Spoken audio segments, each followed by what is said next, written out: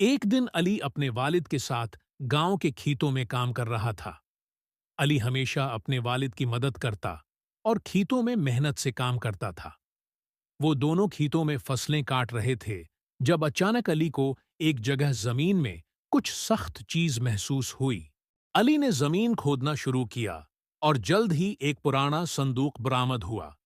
यह संदूक बहुत पुराना लग रहा था और उस पर मिट्टी जमी हुई थी। अली ने हैरान होकर अपने वालिद को बुलाया और दोनों ने मिलकर संदूक को बाहर निकाला।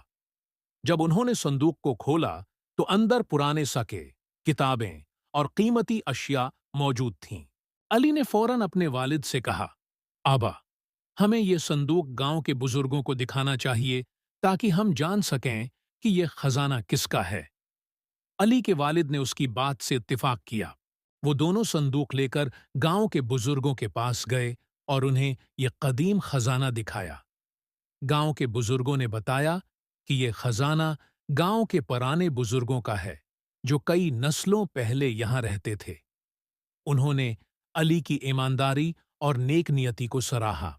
गांव के लोगों ने अली की ईमानदारी और मेहनत की बहुत तारीफ की और उसे बताया कि सच्चाई और दियानतेदारी हमेशा कामयाबी और इज्जत का बायस बनती हैं। अली ने उस दिन सीखा कि ईमानदारी और मेहनत इंसान को हमेशा इज्जत व एहतराम दिलाती है। उसके बाद गांव वालों ने वो खजाना गांव के फलाह व बहबूद के लिए इस्तेमाल किया और अली की मिसाल बाकी बच्चों के लिए दी जाने लगी कि ईमानदारी और नेक नियति सबसे बड़ी दौलत है।